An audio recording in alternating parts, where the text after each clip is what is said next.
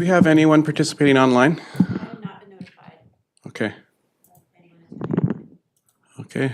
Well, we don't have anyone waiting. I will call the meeting to order for 1 o'clock. This being the Ferry Advisory Committee of the town of Gibsons, and we're honored to be gathered on the traditional territories of the Skokomish Nation. Maybe we could, can we get the screen shared?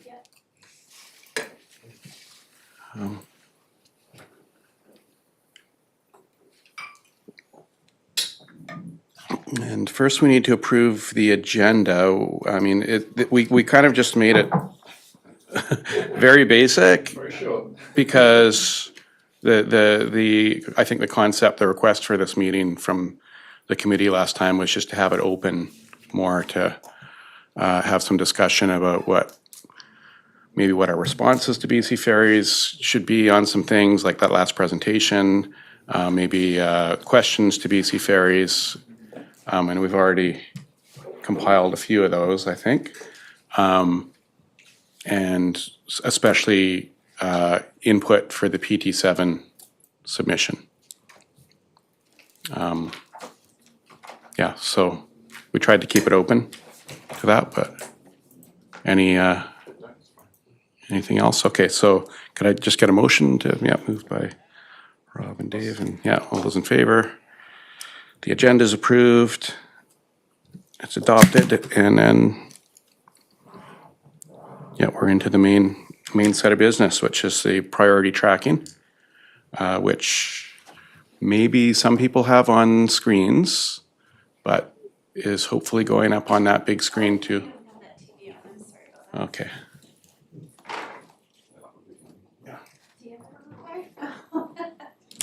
Or is it no? We had it on our screen. So Oh.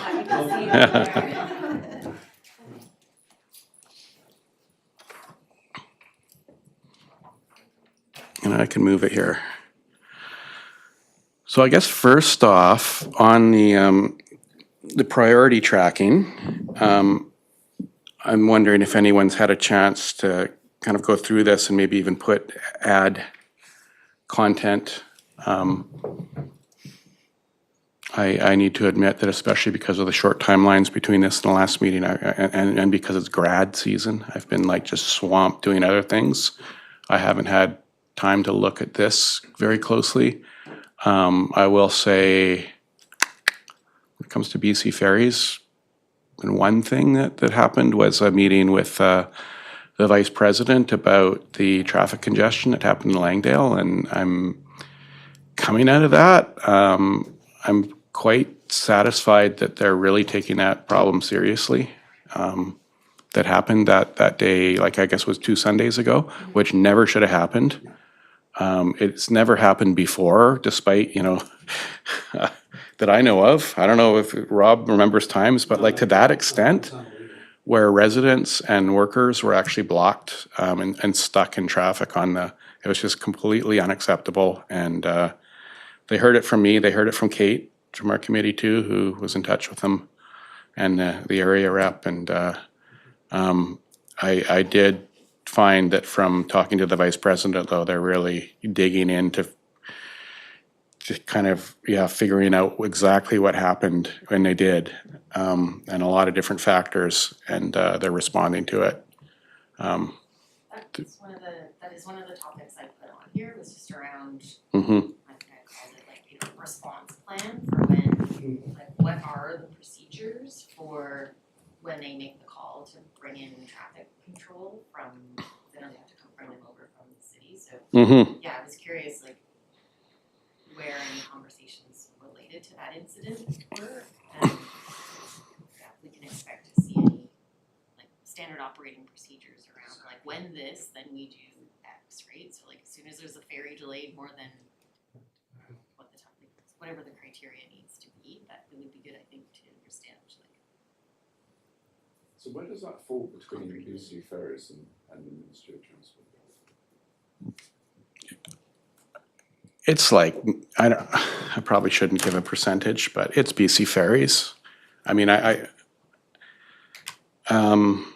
And they recognize that. It's like primarily their responsibility when ferry traffic is, it's, and RCMP can be a piece to it too, but the RCMP, they agreed when I brought this up too, is that the RCMP should only really be called in when it's a really real emergency situation and maybe there's conflict and it's not, they can't be called in to do traffic control. And the BC Ferries has a responsibility to do traffic control, and they do it through contractors. And as we learned when we did our tour, the contractor is based on the North Shore. So I did ask again. I said, "Well, like, do you have an exclusive contract with that contractor? Can you, if when it's called for, can you call a local contractor or local?" Yeah. Because my So they're guess is that the situation escalates quickly. You know. We got a technical problem. Sorry to interrupt, could I just ask that everybody turn on their mics? It just, When they're speaking. yeah, when you, Not now. oh, on and off when you speak, it's just for our YouTube stream. Oh, you need, to record it. Yeah. Yeah, yeah, It's right, green, right. it's on, right? Yeah, green is on. So Okay, we're turning on all our mics now for the people on YouTube. Yeah. Sorry about that. Just when you speak, please. I mean, from a practical point of view, when the situation develops, it's kind of fast moving. In other words, you've got a delay.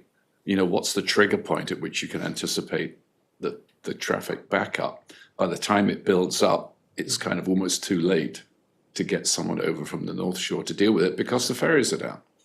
You know, so the solution is complicated by the problem, unless it's a solution that's on the coast.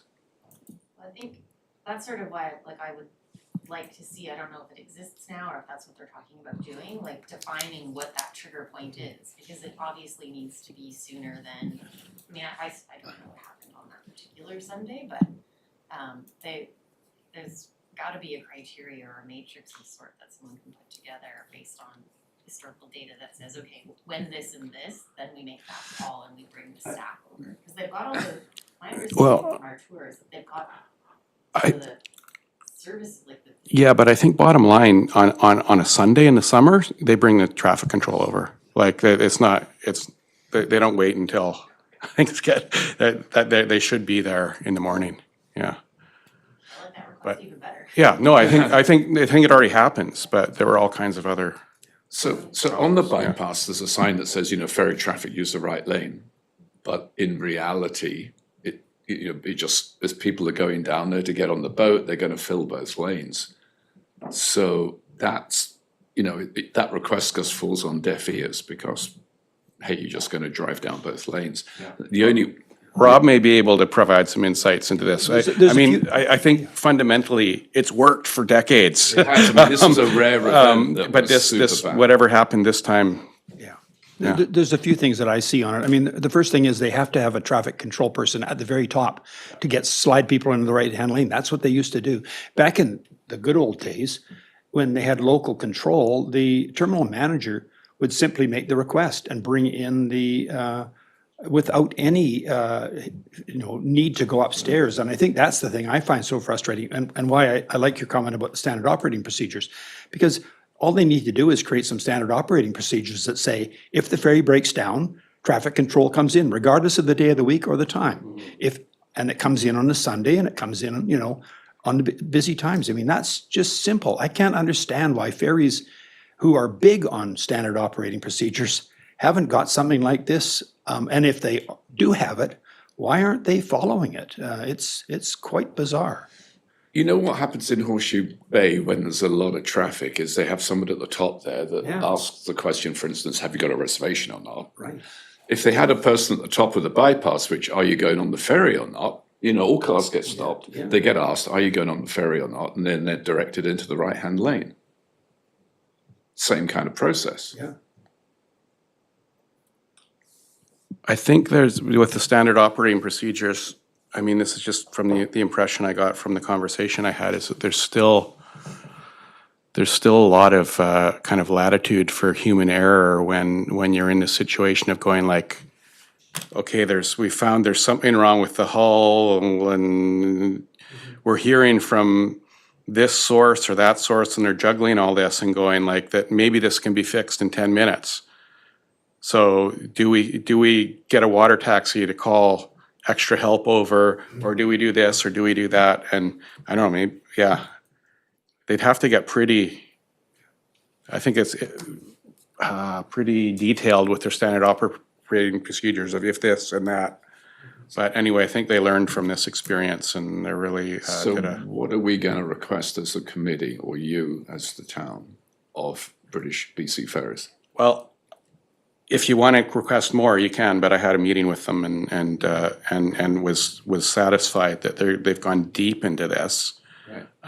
Part of it is a partnership with the RCMP and MOTT, but they also acknowledge it's mostly their responsibility, because I wasn't gonna So wasn't do gonna we allow want that them to to. put something in writing about a procedure that they will adopt in future?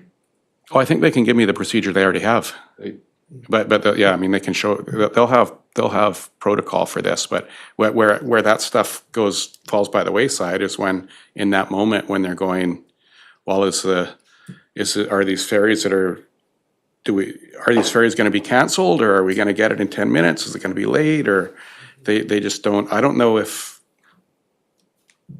maybe somebody here has experience in this more than I do, but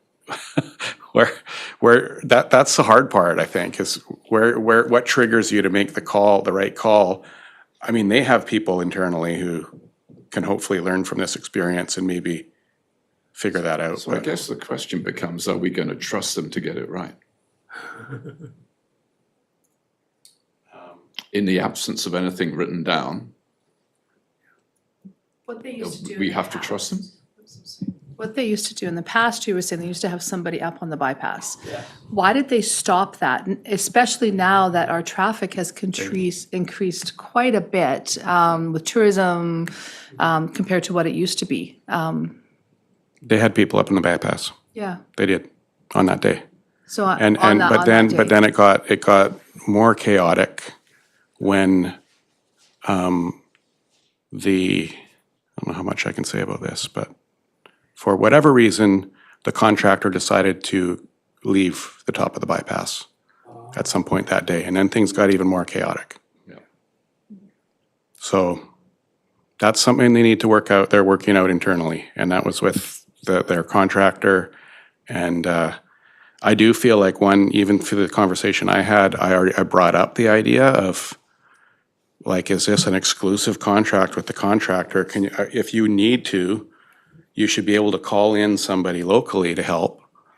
And that's something I could definitely follow up on to say, because, I mean, we had that conversation even when we did the tour, and when we were kind of shocked to learn they didn't have a local traffic control contractor. Yeah, Rob. And I think that's the key, Mayor. I mean, you had traffic backed way up North Road, you had traffic backed way up Hopkins Hill, and you had traffic backed up the bypass. I'm amazed it wasn't a riot. It was a real mess. I mean, my wife was stuck in on the ferry, traffic on the bypass for an hour because there was nobody at the top to turn her around and tell her to go a different way to get home, right? I mean, well, she couldn't have got home anyway. All the roads are blocked into our place. So, I think that the key is to have somebody on the coast who can go immediately to the site and say, hey, let's get this traffic under control. You can't wait for somebody coming over from the other side. That just is not going to work.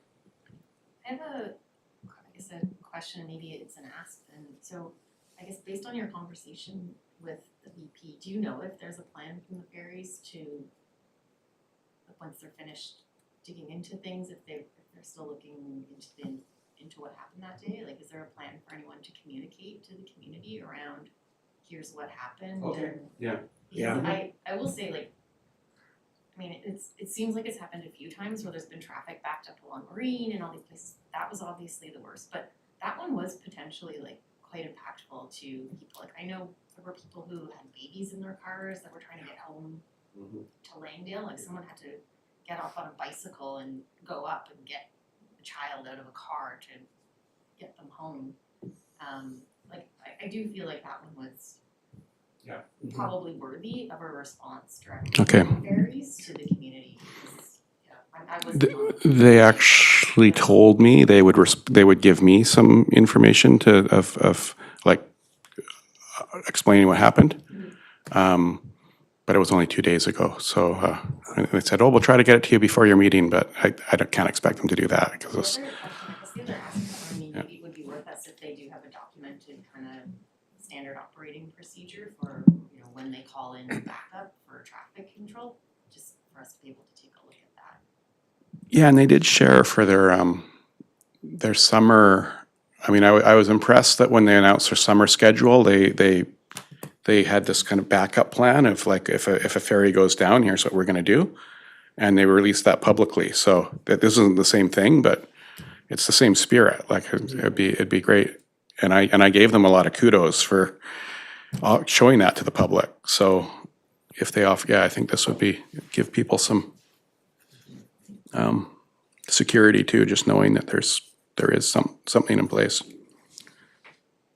think that's a fair, reasonable request, is that in their explanation of what went wrong is a solution to avoid it happening again in the future, which therefore it sounds like it means making sure they have contracted local traffic control to step in as required. That's only part of it. Yeah.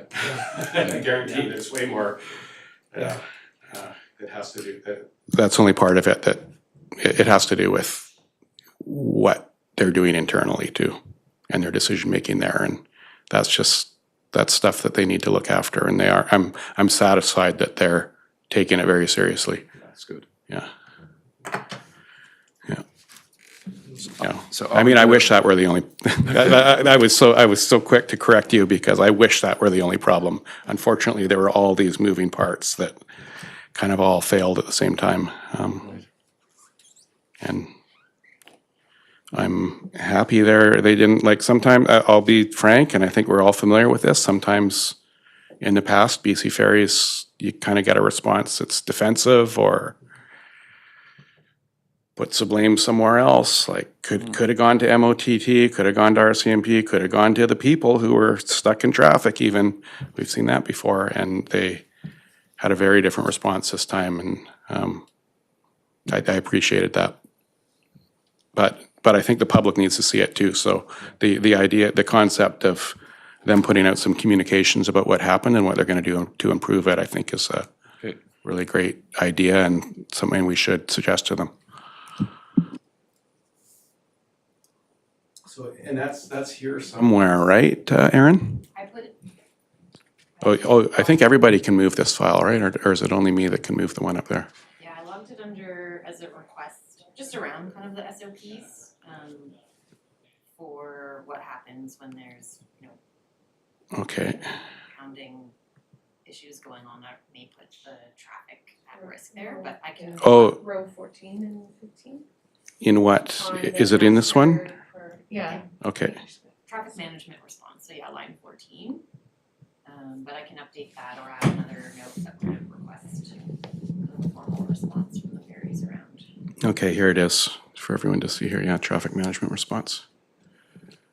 I could ask everybody, sorry, I've got tinnitus and it's pretty loud right now, so if you could maybe just speak up just a little bit, because I have trouble hearing over the constant ringing, and sometimes it's worse, and right now it's not that great, thanks. Will do.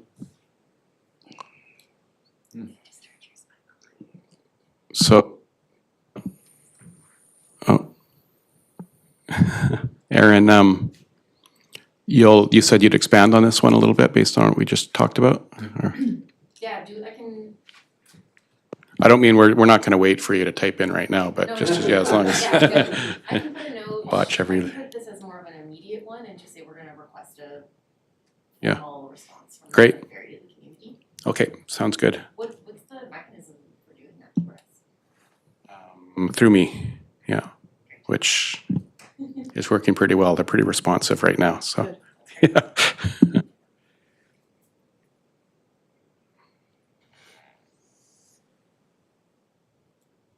Should we look, so in this master list, should we start from the top? Sure. And maybe, yeah, start considering like which of these should we be considering in all of everything we review here? where should each thing go? And I mean, some of that should be here already, but like when we consider the PT7 input that we want to do, and or maybe one thing I'd like to do, I think, is officially reply to the presentation we got last time. But I'd like to get committee input before I do. And everybody's had a chance to kind of ruminate on that since then, and maybe has some new reflections on that whole experience and what we learned and their approach to it. So we could talk about that right now, since that was just last meeting. The whole reservation, and it's interesting too, there's some context. It's really blowing up. I just met with the MLA this morning, and she's the MLA for Paul River too, of course. It's really blowing up in Paul River right now, and I'm sure Annie knows that too, as they've moved to 85% reservation cap on the Comox to Westview route in Paul River. And Wow. right, and they've also cut back on motorcycles. Yeah. Annie will- it's specifically that motorcycles can't reserve, but then if the ferry is full, so they've been turning away like motorcycle users, which is a pretty big departure from normally you roll up on a motorcycle and you get right on. So, I mean, it's a different ferry, like the way, like the space in the front where, you know, we think of motorcycles on our Langdale ferry, but yeah, it's been really problematic, to say the least. So, but it's interesting kind of lessons learned between the two different routes.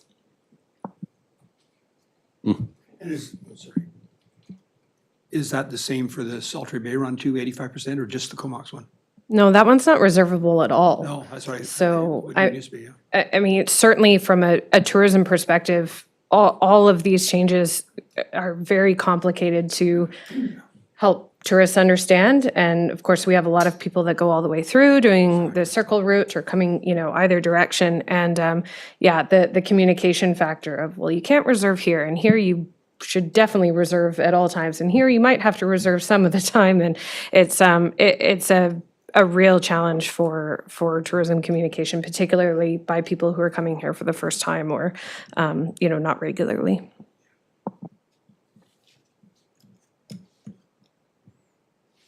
So on that, I mean, the big thing that jumps out at me in responding to that presentation is, like, I feel, I'm happy that Brian, you know, acknowledged that the overloads in the morning were there and were an issue, and I just feel like that to me is the main focus. It's like, this is still a problem, like regardless of, like, moving people from afternoon routes to evening routes, which is probably the main hope right now, because you're not going to move people from morning routes to evening routes. That seems to be the fundamental conceptual difference, right, in what we heard at that presentation, was that they still believe they can change consumer behavior. And they can change it by manipulating the booking percentage, and they're expecting that they can smooth out utilization. And I think we collectively disagreed with that assumption, in that we shouldn't be required to change our behavior about when we travel. It's a cart before the horse. You can see it from that table. I mean, there's a whole bunch of people that travel in the morning, go over to the mainland, and they're expecting, okay, well, we can manipulate the fare mechanism and the booking mechanism to try and stop people doing that. But that's not the service that the community are looking for, right? They're not looking to change or are able to change when they travel. So I find that as the fundamental disagreement with the way they presented their thesis that they could change consumer behavior. Do we know, and I apologize, I did miss that last meeting, but do we know if they have any data around the percentage of travelers during those peak times who actually have flexibility within their schedules?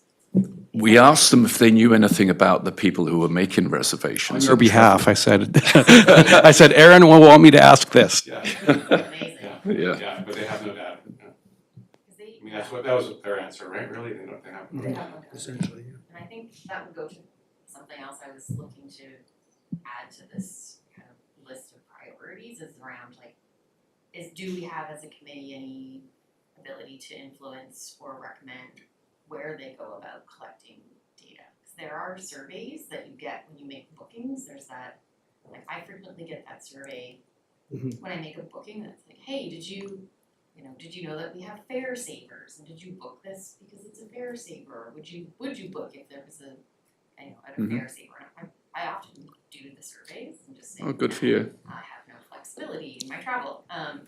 But they've been collecting that information from those surveys easily for 2 years. So I'd be curious to see, like, do they have any data from those surveys, and can we make recommendations around more structured data gathering that would actually positively influence how they're planning and how they're making decisions? Most people don't fill out the surveys. And that's the problem. If you're doing it on the reservation, they just want to make the reservation and go. So what would be a productive way to get a survey out there? The only time I travel is when I have to go over, and then I have to pick that time. There's a lot of people in our community that's the only time that they do. And I'm not going to do a fare saver and spend a night in a hotel to get to a 12 o'clock appointment the next day. That's right. Yeah, because it's not saving me any money. Money or time.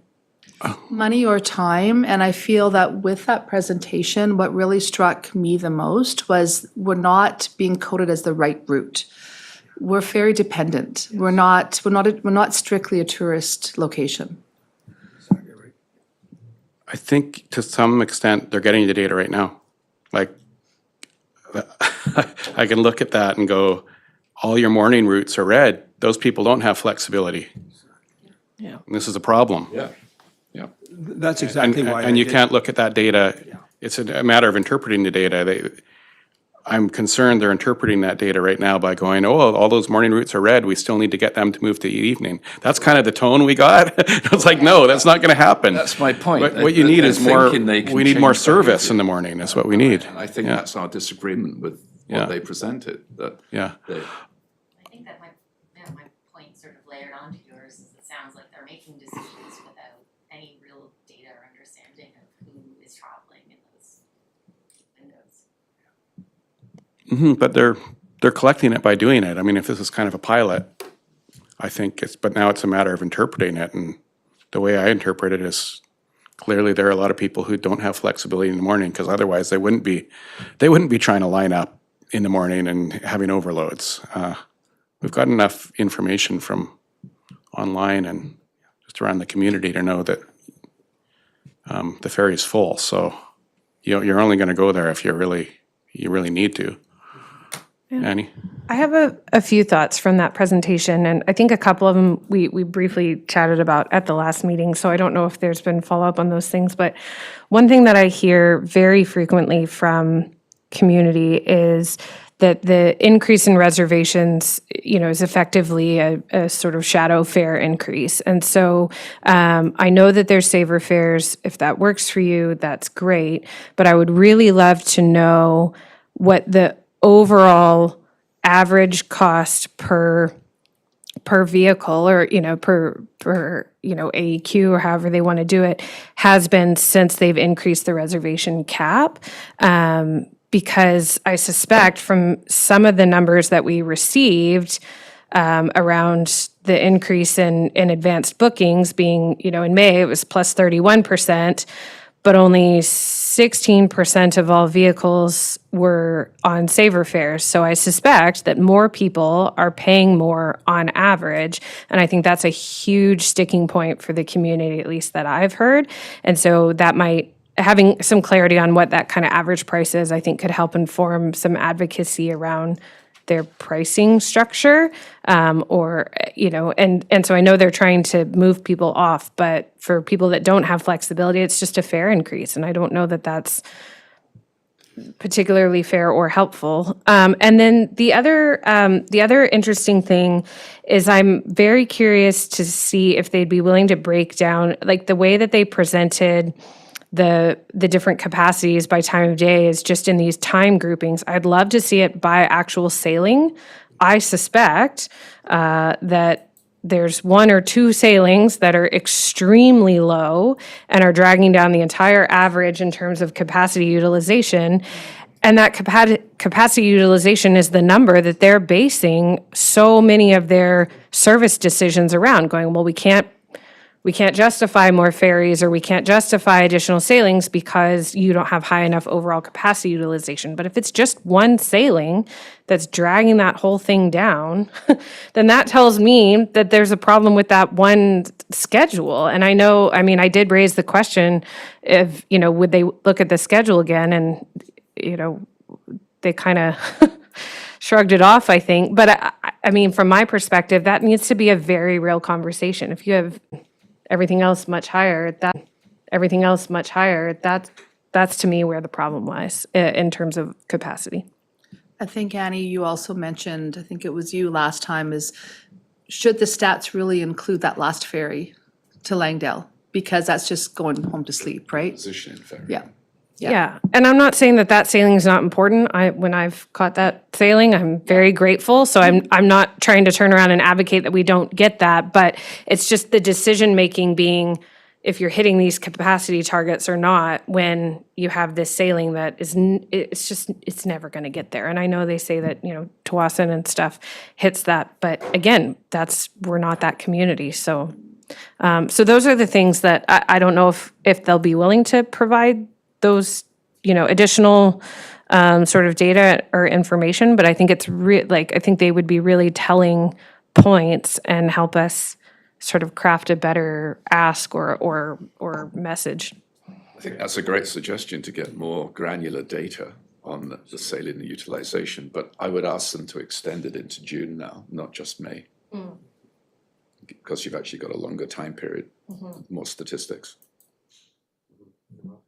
Yeah, I think we've got to be careful not to play their game, because I agree 100%. We're in the wrong group. We shouldn't be categorized with the mainland routes. We are a ferry-dependent community, and like that spreadsheet I sent around that I did up, it shows that really strongly. Like you look at the percentage liftoff from some of these island communities, it's huge. And we're not being treated the same way at all. There's an expectation, different expectation from the ferries towards us than there is for those island communities. You go to the Southern Gulf Islands, nobody's on those middle of the day sailings. It's as simple as that. That's when they put their dangerous cargo runs on because they know nobody's traveling in the middle of the day. They're traveling morning and night, the same way as we are. And the same in the Northern Gulf Islands, right? But the other thing I wanted to say in that regard is, at some point, we're going to have to discuss lobbying, because if you look at those communities, there's a reason why those communities are getting the ferry service that they are. I didn't mention it last week in regard to Bowen, but Bowen gets way better service in comparison than we do. And that is simply because of politics, because there's a lot of very wealthy people on the island who lobby hard. Saturna got its ferry daily service for a very simple reason. That's where Pat Carney lived, right? She's the one who lobbied hard for that. Gabriola is the same. Gabriola got 2 ferries. Their capacity doesn't justify two ferries, and we're struggling the way we are. Same thing, a wealthy community with wealthy islanders who are good at lobbying, and we've got to address that at some point in time to get our due and stop being treated as a mainland service when we're a ferry-dependent community. Yeah, on that, I've had an interesting experience as mayor over the 3 years in advocating for ferries, because there's a tricky balance in collaborating with the other communities, because I'm there for it. Anytime there's a BC Ferries meeting at a conference, I'll be there and I'll participate. But sometimes I'm hearing people stand up and say, well, there's no room to put our bikes on the ferry, like literally. And that's their number one. I'm going like, wow. We've got it really bad. Like we don't even have reliable service. So, it can be challenging because, and sometimes, the other communities really want us to participate in like collaborative advocacy, which is important, but at the same time, like, there's a petition going around right now, federally, and I've been in touch with the MP who's working on it, and it's I think it's a great petition. It's trying to get federal funding for BC ferries, but some of the talking points on it are like, well, the fares are too high, and I kind of go like, the fare, yeah, well, it'd be nice if the fares were lower, but when it comes to Route 3, like, that's pretty far down our list of concerns. So it's tricky lobbying collectively, I'll say, yeah. Do we wanna make, I'm just looking at our kind of priority list, and I don't think I see anything on here that captures sort of how we're categorized within the ferries. Such that, I put that, did you? Sorry, I didn't know where to put things. So I moved around between a few different tabs, and then I kind of realized I was probably screwing it up. But I did put it on the big advocacy items tab. I didn't even put much of a description other than just federal funding inequities.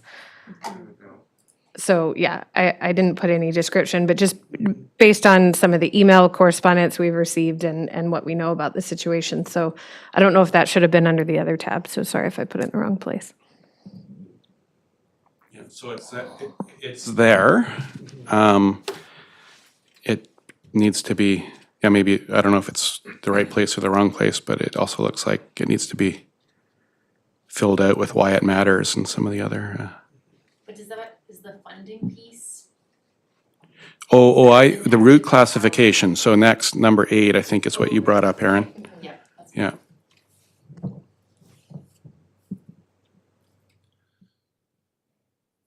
Yeah, Dave, you want to say something? Yeah, I'm struggling a little bit with how what we're doing here, because we're talking about a response to their we are talking about a response to their presentation of last week, aren't we? And so we're going to express, the committee's going to, we're going to express an opinion that we think they've got the classification wrong and are treating the service incorrectly. But where does that get us? They may or may not agree with that, but at the moment, it's not going to change the vessels or the scheduling, I think, Yeah. Is it? No, I think it's just an underlying piece to all of this, but that's not the response to you're right, the response to the presentation can't be change the classification. Right. Because I don't think Brian even has the power to do that. Right. I think that's probably, I've got to dig into that a little more, but I think it has to do with the province's contract with BC Ferries. And So- it definitely has, because they give the subsidies too. Right. So, and as Rob pointed out, there's been a lot of political manipulation of how that's done over the years. Yeah, that's a bit of a different conversation, but I think it's just underlying So we everything feel we always. want to make a response, at least to register a disagreement with the way they're treating the route. I've got a couple things here. I like just asking for, you brought up, like, let's get some more data updated to June, but more granular. Yeah. Which is what Annie was asking for too. I kind of want to just change the conversation a bit to be like, hey, what about the red? What about these red lines? That's normally what we should be concerned about. Not arranging the deck chairs somewhere else. Obviously there aren't enough morning routes at this time of year. Can this be addressed somehow? You're bringing in extra support for the afternoon, which obviously we don't need because you're showing concerns about the capacity utilization not being enough later in the day. We need more routes to even things out, the route should be in the morning. And I'm sure they have operational reasons saying, well, we need those boats somewhere else in the morning because everywhere else is busy in the morning. But we need, that's the conversation I think we need to push.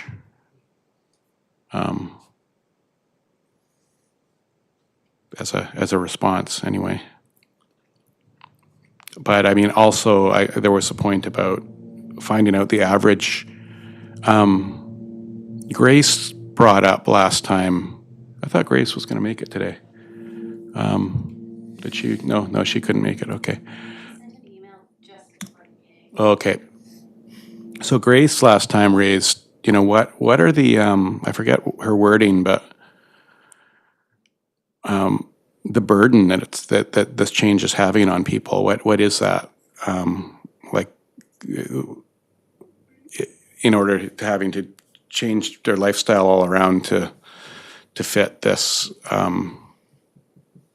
this new reservation policy, and I think she was especially concerned about commuters. That's kind of a really basic one, and people having to use the ferry every day, and now needing to make sure they have reservations. And I mean, that's something we could dig into a little more, I think, and express.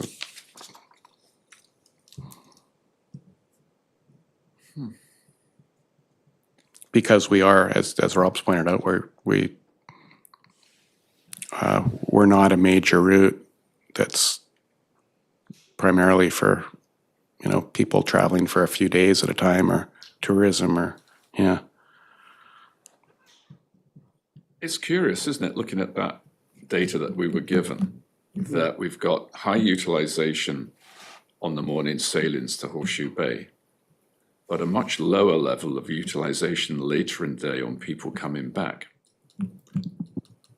I mean, I can see the reciprocity in the data at the weekend, because you got a bunch of people coming over from Horseshoe Bay prior to the weekend, Friday, Thursday through Saturday, and you got a whole bunch of them going back on Sunday. So you can see the symmetry with that, but I don't see the same symmetry with the morning sailings, and that strikes me as odd.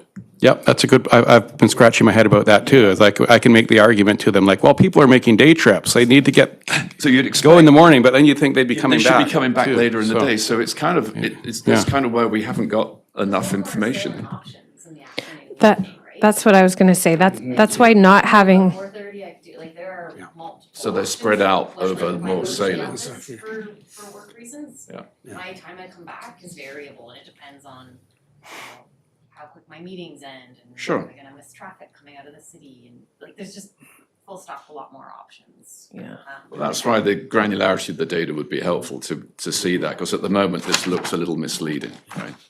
And that also goes to what you were saying too about how are people changing their habits to deal with the situation, because like I know more people that are making contingency plans to stay in Vancouver if things get totally screwed up, whereas they wouldn't have done that before. They would have come back regular as clockwork, leaving on the first one in the morning, coming back on the one that leaves at 5:30. Now they're, like you said, all over the map as far as the return trips. So it's changed quite a bit. And there's a fair number of people who commute 2 or 3 days a week and don't commute 5 days a week. There's a lot of variety. I was also just gonna add with that is if we only have an 8:25 ferry, and let's say we have a 10 o'clock appointment, you could feasibly be back by 1:30, 2 o'clock. Not everybody but you have to take the 8:25 or you're gonna miss that ferry. Right now, I think they have a 9 o'clock going, but that's just for a short time span. So most people are going at 8:25, hanging out in the city until their appointment, where they could have got a later ferry if there was one. Yeah. And there's that jam. I kind of like the schedule at the moment. There's lots of ferries right now. Yeah, as of today, like, when did the summer schedule actually, like the hourly I know it's right around, It's now, right? It's just. it's now, yeah. It's today, yeah. they've had this interim kind of schedule since the 11th. That's been a big improvement as well. But yeah, now the regular, like the rest of the summer schedule started today. I think since the 11th, there's been 4 extra sailings, maybe. Yeah. And then there were 2 extra sailings before that. Yeah. Since May long. Okay, I think I've got some things for our response. Right. For our response, I've got some content. But further to that, just going over our spreadsheet here and thinking about, like, I know last meeting the committee was really concerned about getting input into PT7, and that touches on big capital projects, even like the terminal rebuild and vessels, new vessels,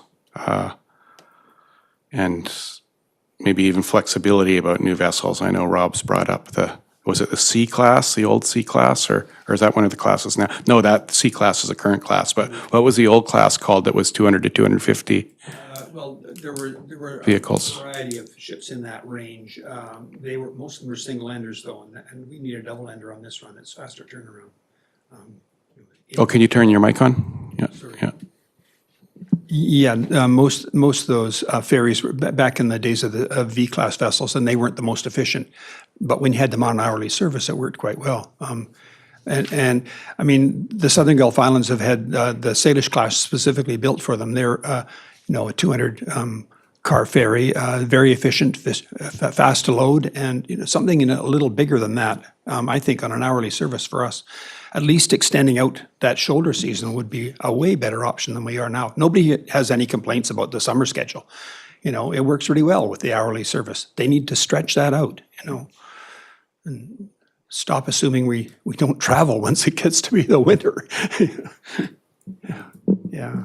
But isn't the issue that they're not planning any new boats on our route for You're right. a long time? They've decided that they're going to go with 5 classes of ships, which in my opinion is not a good choice. And so that means that they're not creating an intermediate size ship.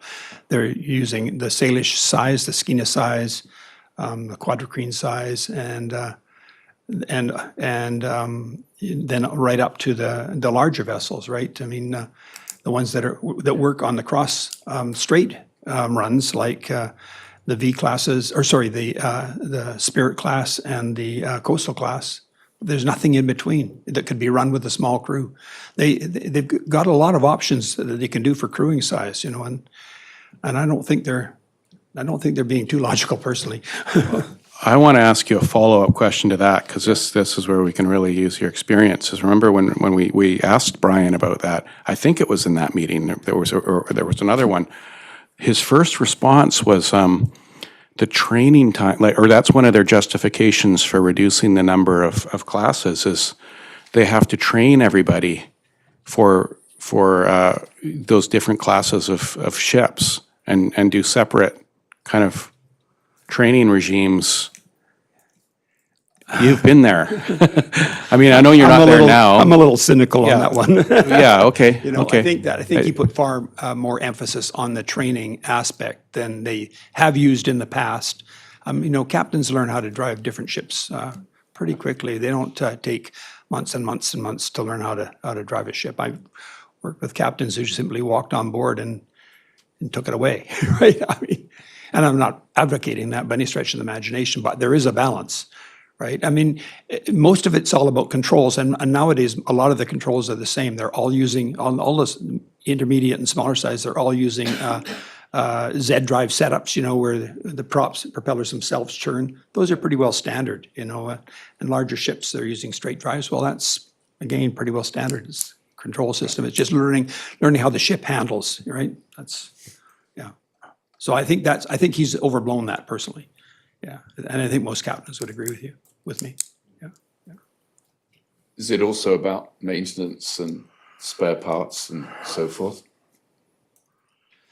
The fact that they're all have their own then requirements on servicing, maintenance. There is that to a certain degree, but I don't think adding one more class would change that significantly, right? I mean, if an intermediate size class and a couple of ships in that size class could be used on our run as the second vessel. In the winter, you could use 2 of them if you wanted, if that was economical. And on some of the other routes, when they get busy in the summer and we needed a larger ship, they could switch them over there. Eventually, some of those islands are gonna need a larger ship anyway, right? So it seems logical to me to not have small ships and then a large ship, but to have something in between. I'd really like to know their logic on why they're not doing that. I don't think that the logic they presented to us is valid, you know? Right. So, yeah, and this importantly goes back to PT6, Yes. where they asked for a fifth vessel that would have some flexibility to back up our route and hopefully offer hourly service more often on our route, but also be transfer over to the major routes because it was going to be a big ship. What if we, our suggestion for PT7 is that, yeah, ask for the fifth vessel again, but ask for a smaller boat, an intermediate sized boat that could actually be interchangeable with, that would be less expensive to build and be more interchangeable with the minor routes. I mean, I think that's what I'm hearing you say, Rob. That's certainly what I'm saying, absolutely. Yeah. Yeah, okay. Can you just remind me, what are the dates of PT7? I think in the fall, their submission, it becomes public. And I mean. They're preparing it right The now. investment period is it for which years? Oh, it's 4 years. Yeah. Is it something like 28 to 32, or I can't remember off what that term is? That sounds right. Yeah. Yeah. So it'll cover the period of April 1st, 2028 to March 31st, 2032. It's It is due, yeah. it's due by September 30th of this year to the commissioner. Right. When we're looking at PT7 and the capital projects, does something like the upper deck unloading at Langdale contribute to that? Is that something that we would request for in the PT7, or is that a different? Because that's going to speed up unloading time. I think from what I was hearing, that this has been requested for a great many years. I also met with the MP a couple days ago, and I actually brought up that petition that's happening that I mentioned earlier. He said that I guess to paraphrase him, he said that would be a more difficult ask to get new federal operating funding for BC than to just continue to ask for the same kind of channels of funding that the feds have supported over the years, which can be the capital projects. Like, they did put money into that.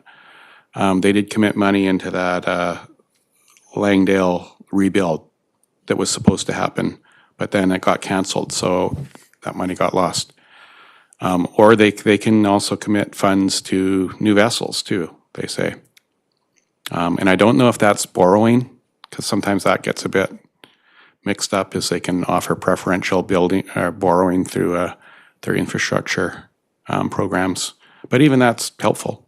So I recall, didn't we ask that we could get a presentation on PT7 before it gets submitted to the commissioner? While it's in gestation, as opposed to when it's fully baked? yeah, I think we could probably. I mean, I don't think they'll. I'm not sure they'll show us what they're like, a draft submission or anything. But I think they'd be willing to come to us and talk about At least how it some works. of this conceptual stuff, when you're talking about vessel size or terminal facilities, that's a long, significant period of time from now. That's, 6 years in the future. And it would be nice to see what they're thinking and have the opportunity to query them and discuss it before it gets fully baked and put into submission. And that brings us to, I'll ask about our next agenda item too. Workshop planning. We talked about doing a workshop. Was that, now, Aaron, you weren't here, but those who were here, remind me, was that workshop the idea that BC Ferries would be there, or was it more? I was under Under the impression that that was more a committee discussion? What we're doing right now. Yeah. Yeah, okay, that's what, yeah. Yeah. That's maybe my confusion too, yeah. Yeah, I think when the workshop was discussed, it was kind of more what we're doing right now. But it might make sense that the next steps, which is there too, is to ask BC Ferries to come to present to us about PT7 and how the process works. Because that last meeting I had with the VP I spoke to Katie, who's our liaison with BC Ferries, a little bit about PT7, and she suggested that we might not be totally getting it, which I'm open to.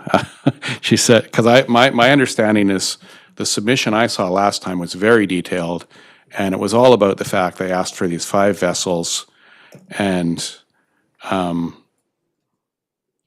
they got 4, and there were a lot of other details in that submission. It was a long document, but also we're hearing too that they do this long process of preparing the PT7 leading up to September, looking at all these different capital projects. But then when I talked to her 2 days ago, she said, well, the PT7 submission is usually just the status quo. It's usually that's just what we need to keep the whole operation running. So I was pretty surprised by that. And she said, well, maybe we should come and present to you, or maybe I should give you more information on that, is what she said. And I said, that'd be great. But she should come and do that to the whole committee, really, that'd be valuable, yeah. But I also think for today's purposes, if we had some, like this idea of having a intermediate-sized boat as a 5th vessel instead of a large vessel, which, again, when Rob talks about some of the influence of people who live on the islands, the commissioner lives on one of the islands too.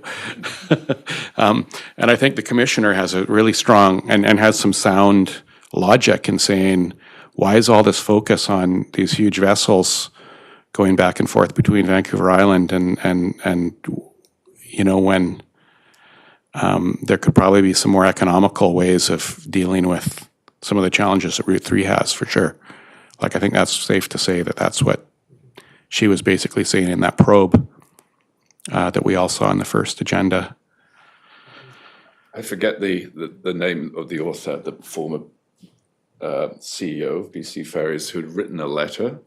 Mark Collins, yeah. Yeah. Yep. That argument about, I thought it just rang true, that everything that was in that document, and it was around the sizing of the vessels in particular. But I reread it and I thought, well, that just seems to make a whole lot more sense for our route, but was kicked into the long grass, I guess, by BC Ferries. Well, it might not have been by the commissioner. I mean, I think there's speculation that letter might have had some influence on the decision to not.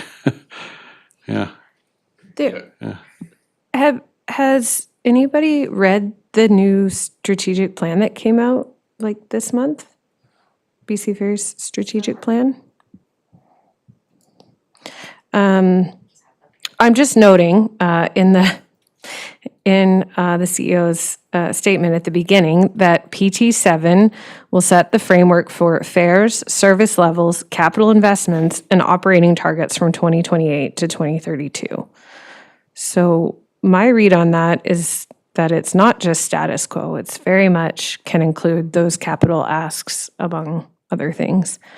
And I would just voice my very strong support that we either further discuss with them or advocate for an additional vessel, whether that's small, medium, large. I mean, I agree that medium size makes a lot of sense, but I think we just need to continue to ask for that, as well as the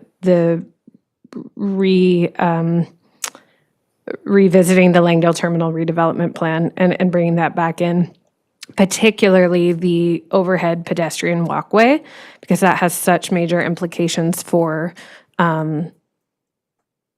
the whole system in terms of turnaround time and accessibility and all of those things. I like many of the other plans that were a part of that as well, but even if that was only one part of it that was moved forward, I think that would be huge. So that's my piece, that, you know, I would really suggest that we advocate for that and that they strongly consider including those things in their submission. Rob? So, yeah, I agree 100%. I mean, because it has implication not only for turnaround time, but also for vehicle utilization. That whole front of the ship, we used to fill that. And now they have to leave it for all the foot passengers, just so many foot passengers. They need the space for them to get off the ship safely. But I'm just curious, in response to what you were saying, does Patrick Weiler not think that kind of thing would be doable from the feds, or am I misreading that? He does, okay. Yeah, and even, I think even BC Ferries acknowledged that too, when when it was all canceled, they said, well, we'll bring it back at some point and hopefully there'll be federal funding for it then too. And that federal funding still exists. I mean, the avenue of that, the opportunity for it still exists for sure. So yeah, no, he was saying the harder ask is for consistent operating funding from the federal government in the way that it goes to the East Coast. And why is that the hard ask when we're comparing to Atlantic Canada, other than the one rationale that I've heard is that it's interprovincial out there and it's not interprovincial here? It's interprovincial. It's totally public. There's not this quasi privatization thing that we have here. I forget if the ferry. I don't know if I forget if the ferries are actually run by the provincial governments or even straight from the feds. I don't even know. I don't know enough. I think I've been on one once, but but anyway, they are publicly owned, completely publicly owned, with no strange governance system of having a shareholder or anything like that. But also, thirdly, and we just saw this with the housing money that the federal government just allocated. They always want some kind of control over the fund, and I understand if they're going to give millions, hundreds of millions, billions of dollars to the province, they want to make sure, and this is what they do in health, they want to make sure that it's meeting certain criteria and mandates that they have. And when it comes to ferries, Patrick told me, which I immediately agreed with, they would have no idea where it would go because of this complicated governance of like, would BC Ferries then just take the money and make the calls, or because the province doesn't necessarily have control? That's what they always say. And then there's the ferry authority in the middle, and then there's the commissioner who makes calls on capital projects. So they wouldn't necessarily have any control over where their money's going anymore, which is much more complicated on the West Coast than it is on the East Coast, where it's just flat out public and they can say, well, yes, this money is going to building 3 new vessels or something, or keeping the fares to this point, where there's all these different control levers in BC that they can't control. And they also wouldn't have any control where in the province it's going either. Like Patrick would have no guarantees that it was actually coming into his constituency. It could all go down onto Route 1 to expand that service or provide more ships down there. And I guess that's exactly. a big concern. Yeah. But he was keen on going to bat for us on asking for terminal funding or even vessel funding. So I think we've got, some direction on what we should really inquire more about with the PT7 these are fundamental asks that I think everybody in the community would support: another vessel, and the terminal upgrade. And we can request that BC Ferries come again to make a presentation on PT7 to our next meeting. Yeah, that would be good. Do we? So I'm just thinking, Annie's ask around getting that more granular data around the capacity and some of the numbers we were looking at probably can help support some of those asks too, right? So another vessel, but here's why, so maybe we can expedite that request as well to get the kind of more granular information Yeah. around that.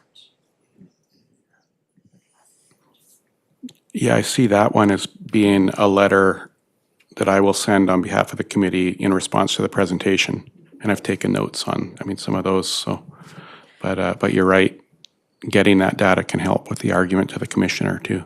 And our, our guidance and maybe how you should present the data to build a better argument, yeah. Yeah, that's exactly what I was gonna say, is it seems like perhaps they could use some support in crafting the argument, because based on the commissioner's response, yeah, she wasn't convinced, and so, I think helping BC Ferries know that if you go this direction, like, we will help, sign on with this and help create the argument, so, yeah.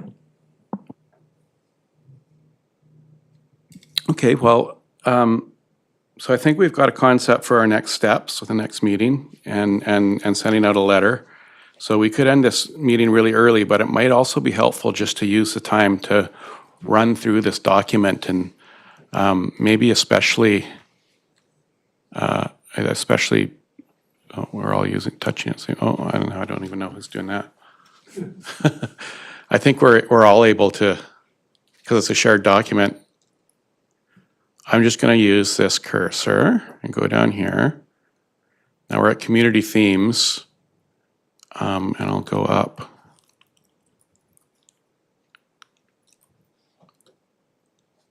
So I think that's a start, right? Community themes. Sorry, no, I'm on the big advocacy items. So here we are, community themes. The main one, there was meant to be the master list, which is on the first tab. And I think the idea there was for everyone just to put all the ideas in, and then we could triage out Okay. different categories.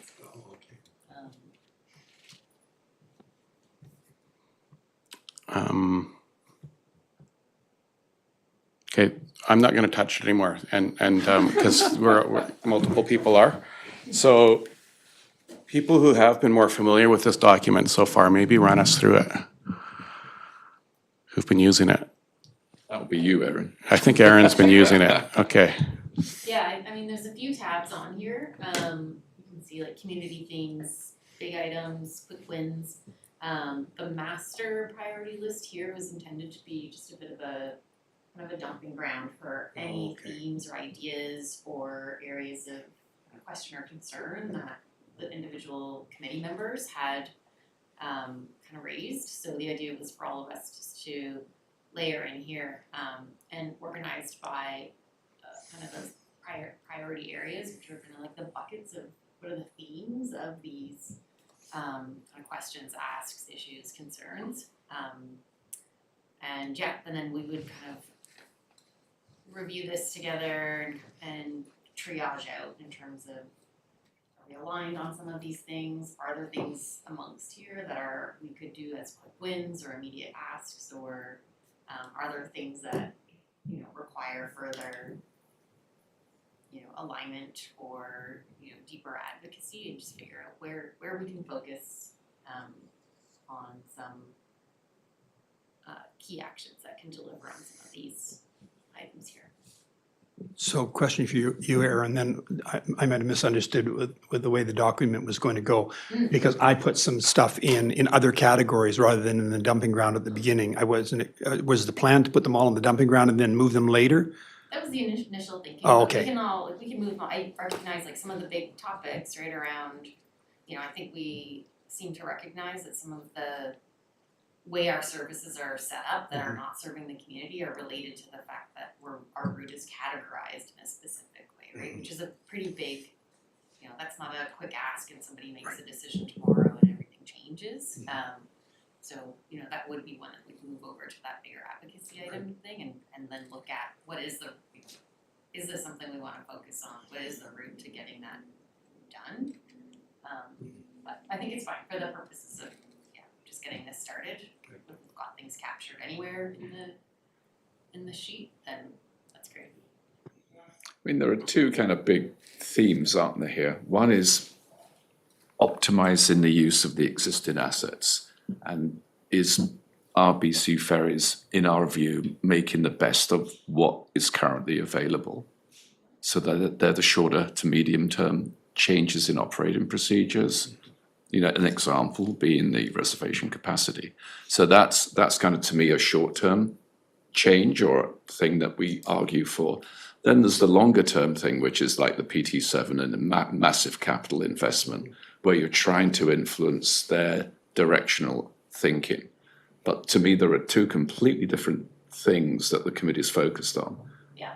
One short-term, one long-term. Yeah, and I think we discussed this in the first meeting as well, and that was the idea of getting some of the topics that came up captured somewhere so that we can figure out like what are the things we can do now, right? So like communication comes up a lot, how they communicate, when they communicate, what they communicate.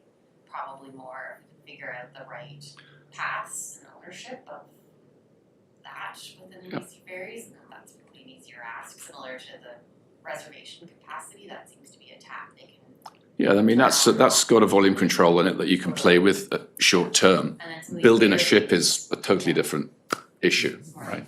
Yeah. Changing the classification of the route. Advisory around what's coming in the future versus are there levers that can be pulled today or tomorrow to create a better experience for the community, right? That's right. Things like the traffic control, right? Like seem to be able to make decisions quickly or take actions quickly, so making sure they're doing that at the right time now.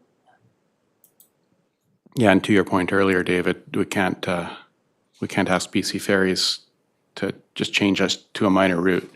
As you pointed out, like that, yeah, that letter in response to the presentation, that needs to be some bigger, longer term advocacy. You're pushing on the very immovable object to try and get it to move a little bit, right? Which is a change of thinking, longer term. But right now, we're trying to think what the community needs most in terms of short-term doable fixes to make it a more usable service. Yeah. Right.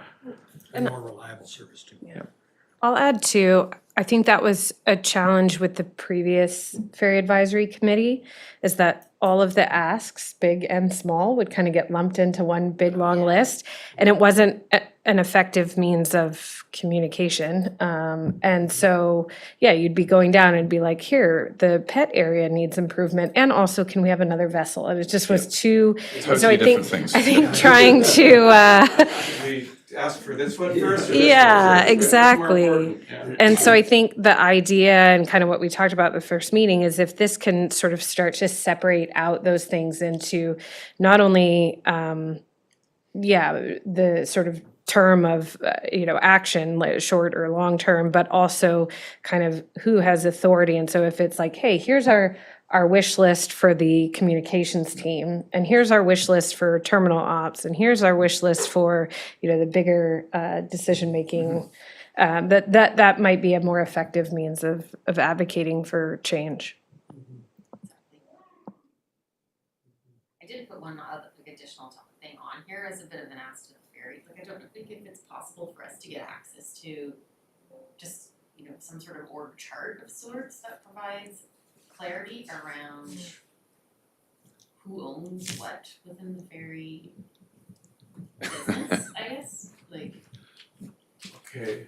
I asked the question, who actually has financial authority at the end of the day? I think we kind of got that last time.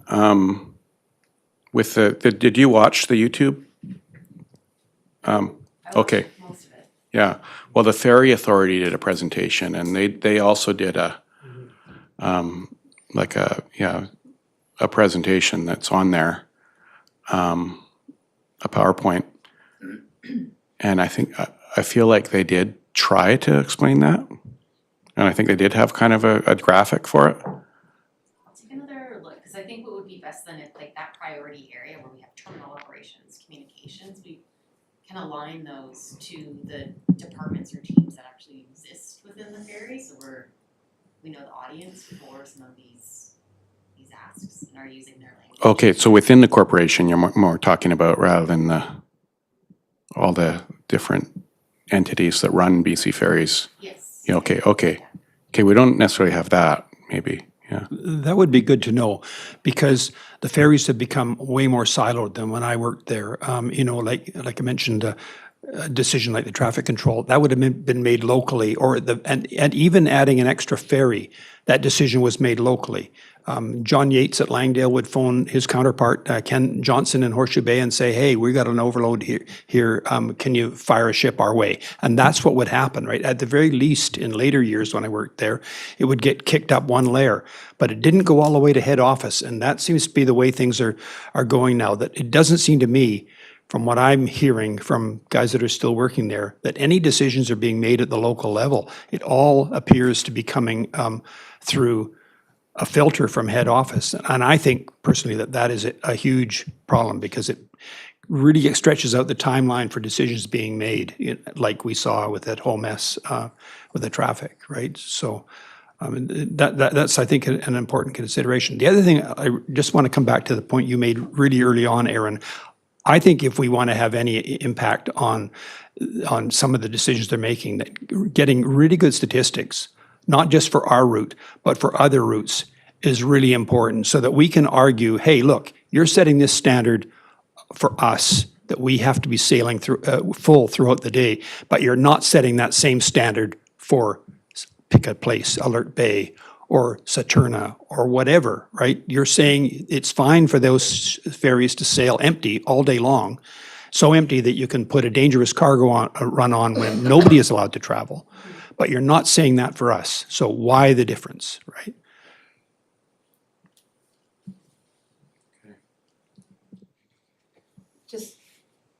Just reflecting on what Annie had just said about the last board, which I was not on, I think it's really important that we stick to our really strong topics that we want to have some kind of solution for. If we start going down into the weeds about everything, we're not going to resolve anything.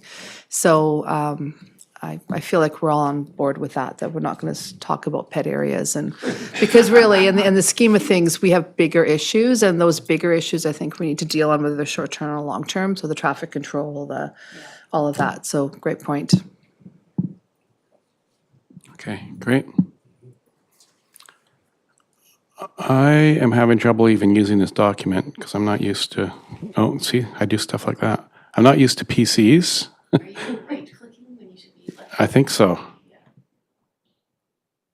It's only one button, but I'm going too far to the right, I think. Can I make a suggestion?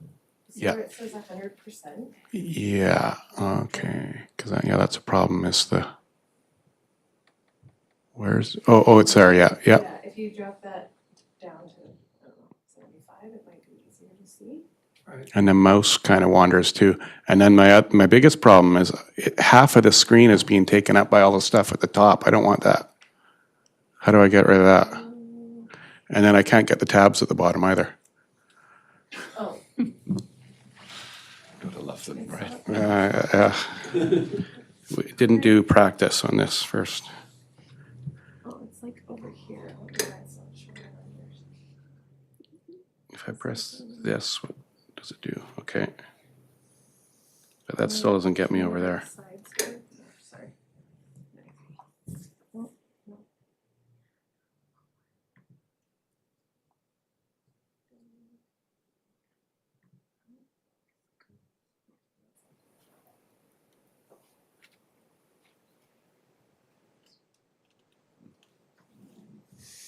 Better? Kind of? Maybe you can just navigate us through it. Because I still don't see the tabs at the bottom. Oh, yeah. I mean, yeah.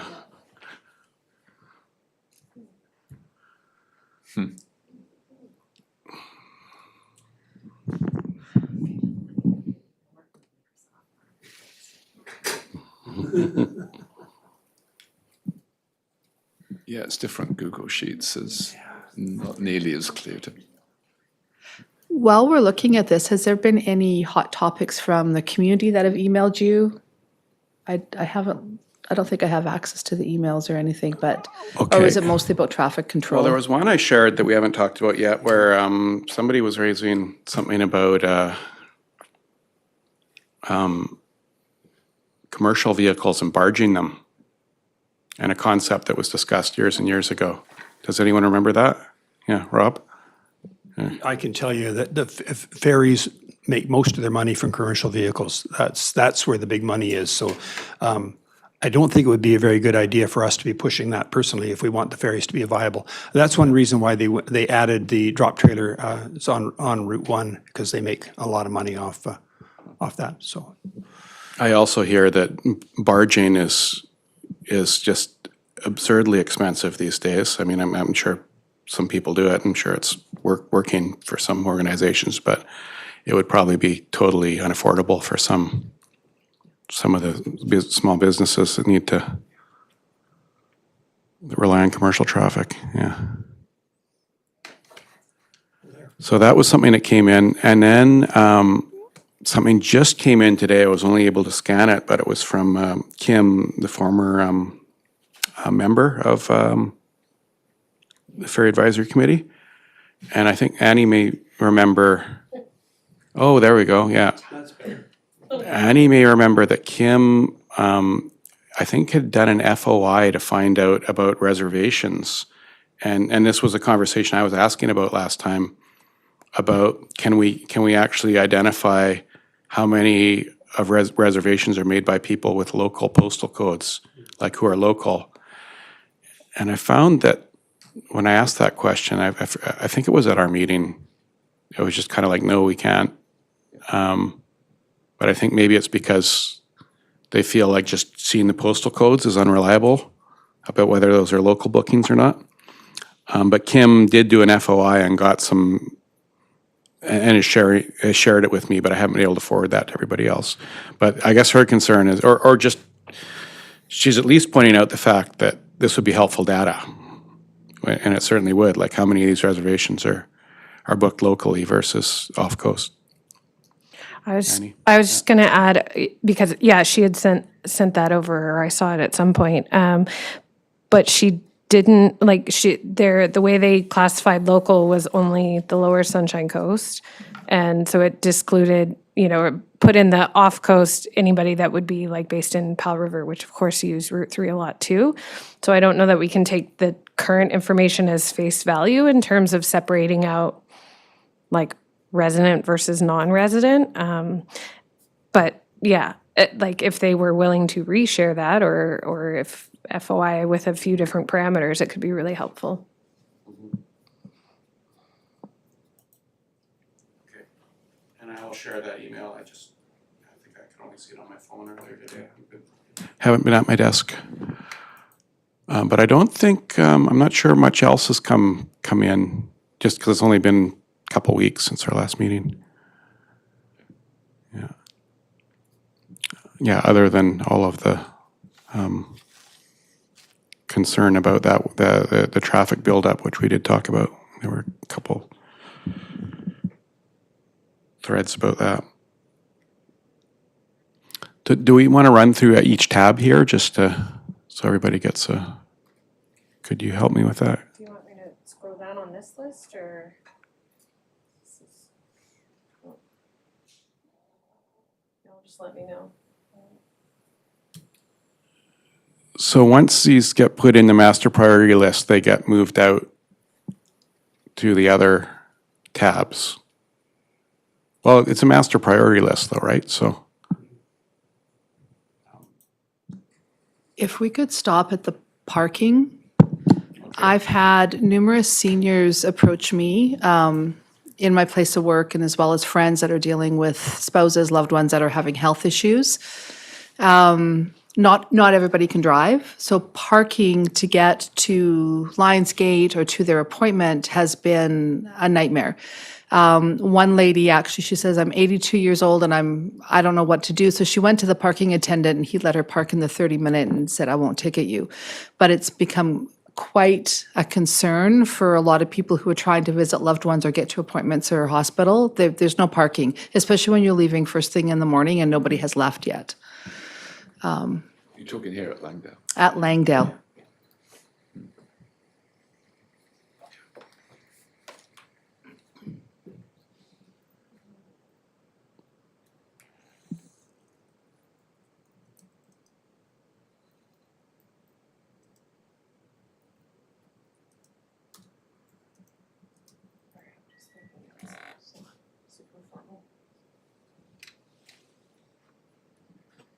Yeah, parking options when Langdale lot is full.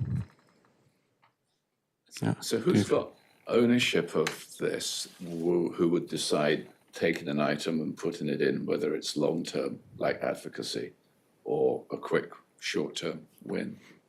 Erin, is that you?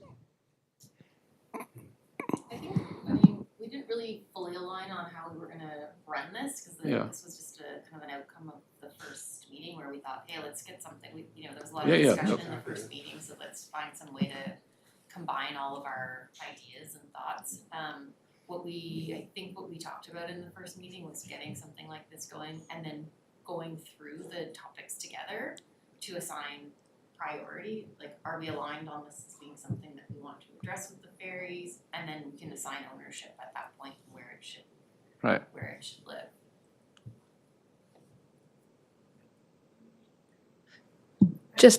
I was just gonna say, just to get back to that parking, every senior that I've talked to, or every person that I've talked to, they also believe, and this was my assumption too before we actually went on the ferry, is that the overflow parking was actually an overflow parking lot. It's not. It's for when, so they're frustrated that that overflow parking lot isn't open, but when I explained to them, it's actually not a parking lot, it's for overflow when there's ferry delays, et cetera, they said, well, nobody knew that. So there's added frustration to it. So maybe more communication to the public of what that is. I've always wondered what that area is for, because I've never seen a car in it. Yeah. Yeah. Well, you would know what it's for if you were ever there on a really busy day, because they do. And that was an aspect I forgot to mention about that bypass problem the other day too, is that their use of that they acknowledged their use of that overflow lot was not sufficient. They acknowledged that they should have opened that up a lot or started using it a lot earlier. And when the traffic was backing up, yeah. And just on that, like, we did during the terminal tour, we did hear about, we did talk about that upper lot or staging area. It's more of a staging area for, as you mentioned, when there is overflow traffic to manage in terms of backups on the ferries. And I think we did talk about the fact that the parking lot is often full at Langdale. And what are the options with that upper lot? And there was a few, the reason they're not using it as an overflow lot per se are, if they do need it to stage vehicles for, if there's ferry backups, they can't have, random cars scattered through it, and it's also used as a, they'll use it to bring in the heli, the medevac helicopters, Right, yeah. and use that as well. And the issue that the terminal operations manager mentioned is just, because we have so many long-term vehicles parked there, that, they started using that as an actual parking lot. You'd have a few random vehicles that were always kind of scattered there and in the way for when that lot or when that area needs to be used in the way that it's intended to be used. Right. Just thinking from a solution standpoint, I mean, to me, the long-term solution is getting them to revisit the Langdale redevelopment plan. But in the short term, I'm curious, maybe this is a town question. Is there any known place where people can park and ride, so to speak, like where they could leave a vehicle for some length of time and catch a bus and get there? Does that exist? I should probably know that, but I don't. A shuttle of some sort too. Yeah, well, I mean, that's a common transit problem for lots of different places where they have park and ride lots and that kind of thing. And I'm curious if we have anything like that, or I don't know what the difficulty would be in having some kind of designated place. If the Langdale lot's full, you can park at this place and catch the bus, and I don't know. Yeah, it's a little more of a viable ask now that the frequency is better on the number 90. Because our bus service is much better now.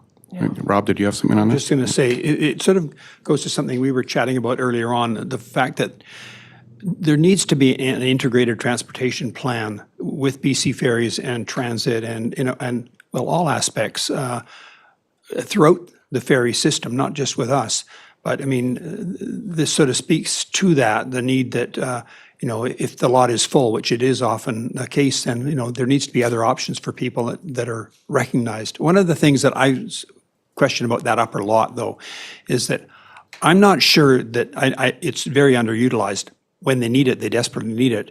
But I'm not sure that they can't come up with a strategy that would allow it to be used more than it is right now. I mean, okay, so split off part of it for, say, crew parking or something like that, so you can extend the pay parking farther up, or maybe make it a Monday to Friday kind of thing where, it can be used as an overflow lot with the understanding that people will be towed if they're there when it's needed on a Sunday. But like for 99% of the time, that lot is empty, and I don't see why it has to be, particularly when you can't do pick up and drop off down at the bottom because there's not adequate space for that. You can't get public parking because there's not adequate space for that. The short-term 30-minute parking on key ferries is completely jammed. I mean, those things should be the priority more than just keeping a big, wide open space available for Sunday. Yeah, you're right. The other thing that they mentioned, I think, on our terminal tour was that a lot of the long-term parking is taken up by like Gambier and Keats residents that are leaving a vehicle there, all year round. So it'd be interesting. I mean, again, I don't know where else they're supposed to park, but if there was some other option, which maybe I'm not trying to pretend like that's a small ask, but I just don't know that, that if those people could be persuaded to park somewhere else, that might free up a bit of more short-term space.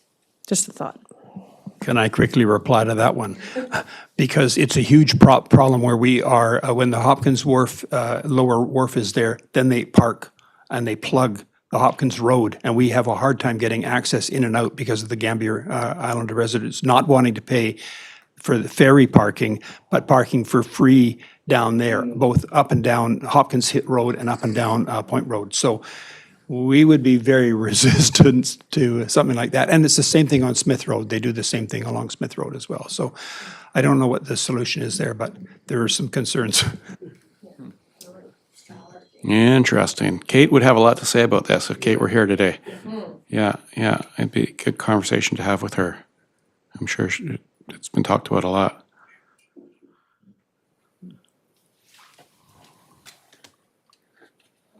So we got response to PT7 there. Reservations, we talked about that. Langdale terminal improvements, we talked about that.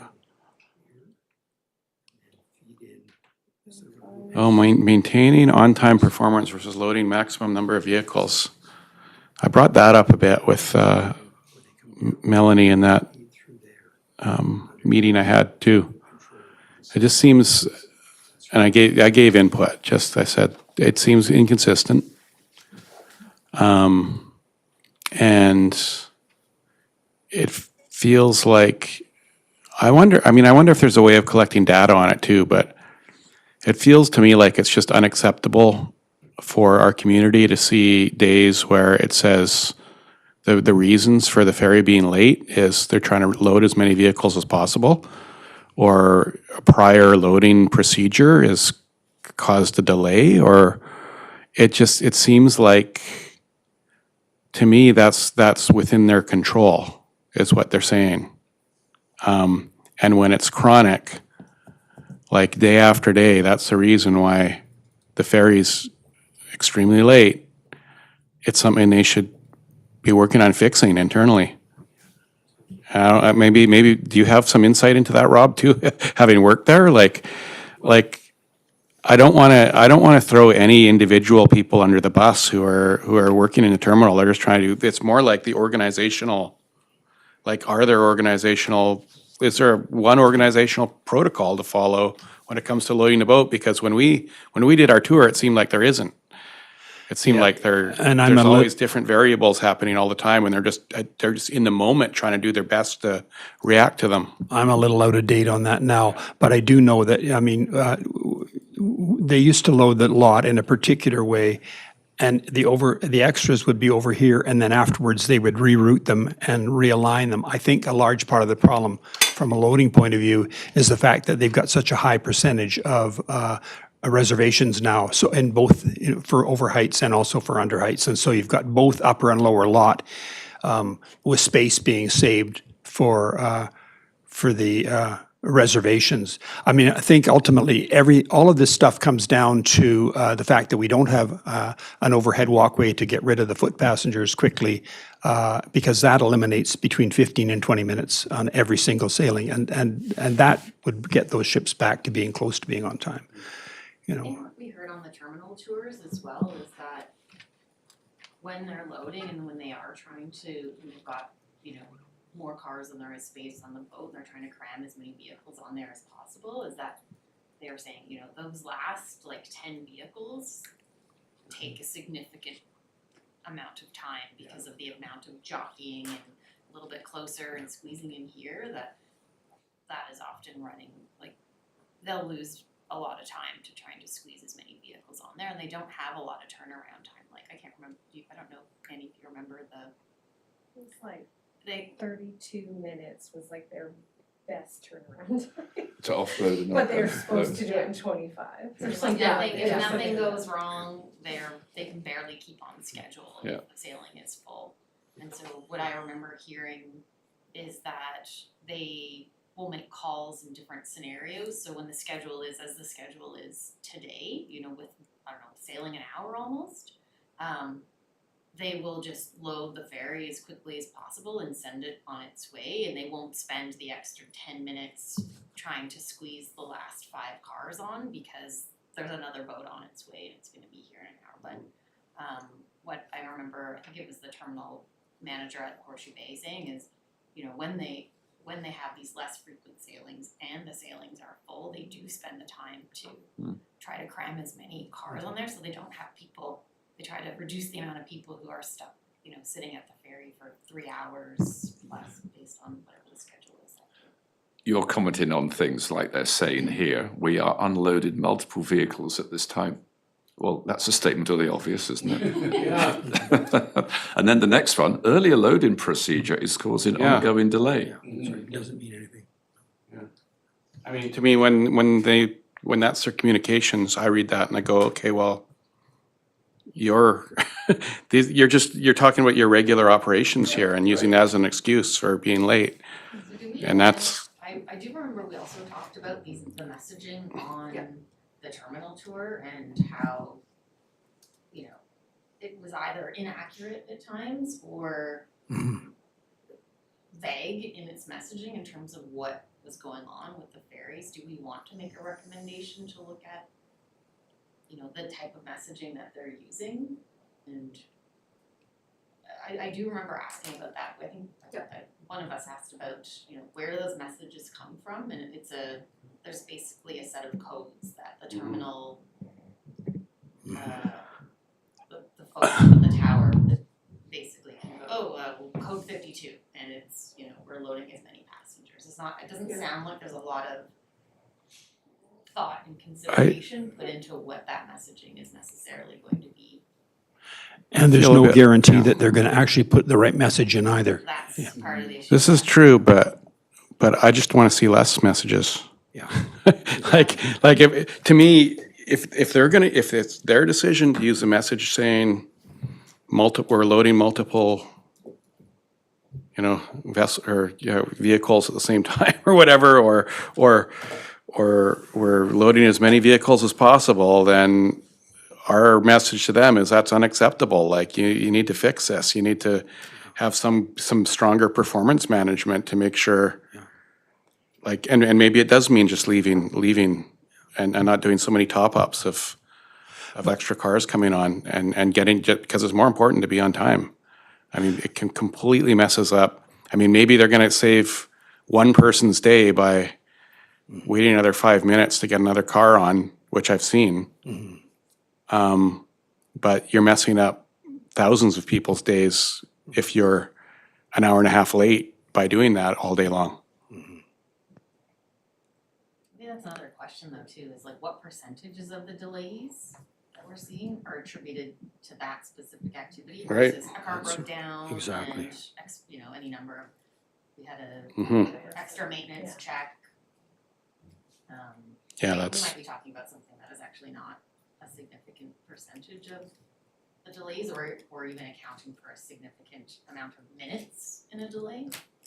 Yeah, I'd rather be on a ferry that's 5 minutes late than have to wait for 3 hours.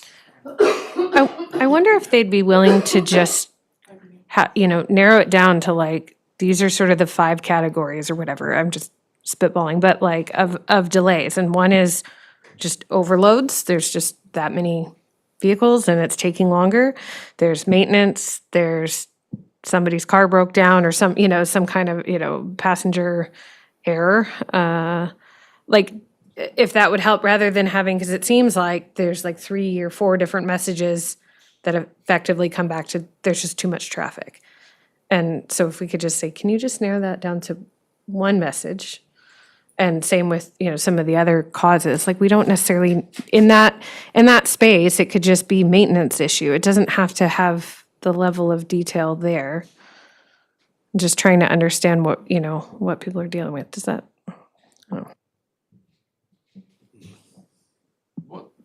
What does it change if you've got a better descriptor? I agree. Yeah, I don't care. I'm more about if you're gonna, I want to see less of them. I want to see the ferries on time. I want to see less excuses. I don't care what the excuse is. Correct. And if the excuse you're giving us is we're just doing normal operations and it's taking too long, then stop it. Like figure it out. You've got to, I don't As a need. user, what's more relevant to me is if I see there's an accumulating delay through a day and I've got a booking that I need to be somewhere later that day and I'm taking a ferry, I want to know kind of, okay, now what's the revised time expectation for that ferry? I'm more worried about the ferry I want to catch and is it going to be 5 minutes late or an hour late, and being advised of that in advance. I think that would be more practically useful for users. Because at the moment, they don't change their forecast scheduling when you've seen an accumulation of delays, right? Still got a scheduled time, 4:40. Well, actually, no, mate, that ferry's already an hour and a half late. It ain't going to happen at 4:40. So it doesn't help you, the user, at all. None of this helps at the moment because you get a no forewarning of delay. Yeah, and you still need to be And you're still asked to be checking in at a certain time. half for an that. hour That's before. That's Yeah. the thing, if it's 2.5 hours late, doesn't matter, if you got a reservation, you gotta be there a half hour before the scheduled time, and you're now adding another 2.5 hours. Yeah, so then Which you you're know hoping that to avoid by that's making right. a reservation. You've got your res, the boat's going to Yeah. be 2 hours late, you've still got to get to the wretched terminal and waste that time, when in fact, you'd much rather say, okay, the boat's late, I know it's going to be late, I can get there later in anticipation of the new revised Exactly. sailing time. Yeah. And therefore, you've got more use of your hours rather than them stealing them from you, right?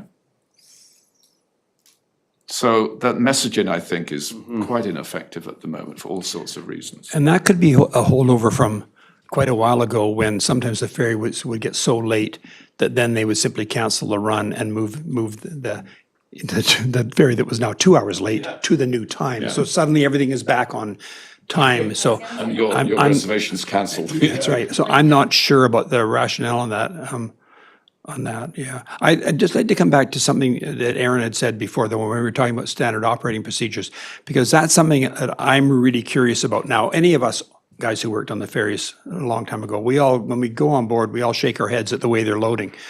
We don't see consistency. We can't figure out why they're doing something a particular way. And we always chat about it when we get together over coffee, did you see the way they did that this time? So I'm not, that ties into on-time performance and all the rest, and the topping up part that you were talking about, because when they talk about topping up the upper deck, usually the upper deck is finished loading well before the main deck. That mate then goes to the bridge to be ready to hand over and release the captain from the inshore wheelhouse to go to the other end to do transfer procedures when the time comes. So topping up the upper deck it shouldn't be an issue. If you're loading properly, if you're just loading 2 lanes quickly in, it should not be an issue, right? Topping up the main deck is a little different, but even then, guys I worked with, they could top up the deck and still not be late. So I'm not sure that is a valid excuse that they've given you at your meeting. 1 or 2 cars at the very end, okay. If you're trying to squeeze them in, different story. But not when you're rolling them on. Those ships they're like a giant parking lot. They're very straightforward to load, so. Yeah, I think what I was saying, there's confusion is, what we were told is oftentimes because they have the tight turnarounds, if they invest the extra time in squeezing on the last 10 cars and jockeying vehicles around, they can lose a significant amount of time to that activity. Yeah, and you see, that goes back to your point, Mayor, about the proper scheduling. Because in my opinion, that isn't a reflection on them, that they shouldn't top up the ferry that way, but they'd better look at either their standard operating procedures or their turnaround time or something else and build that into the schedule so that the ferry can be loaded properly, right? Yeah, and it makes no difference to us, really, like to David's point about, just needing to be reliable service and checking if it's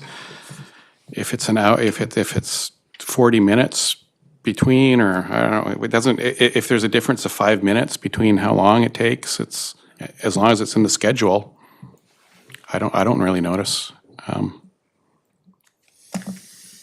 We just plan around it when we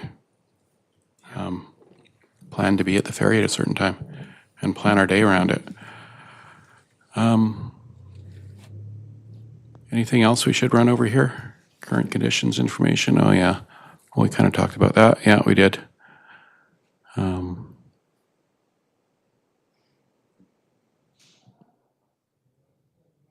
yeah.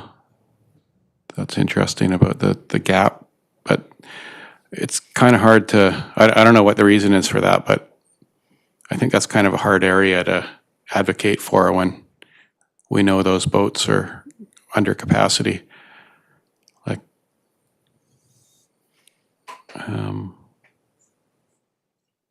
so I wouldn't say that's a high priority, but it's interesting.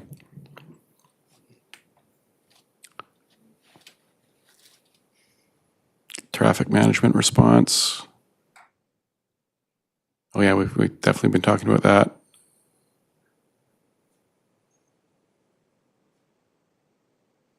Okay, I think we've talked about everything on here.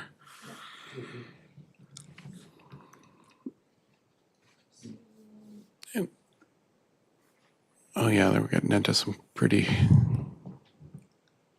community themes. Oh, so is community themes, is that from like the correspondence we've been getting? Or Kate has done a lot of work on this, so some of this maybe she might have to answer some of these questions. Some of Yeah. these last couple ones were ones, The last couple ones were ones that I added because I probably should have put them on the priority list and I just didn't know what I was doing. But those are all things that I think kind of came up through the terminal tour and some of the community correspondence. But we'd talked about, what would it take to have some kind of like passenger cart for accessibility, particularly in Langdale.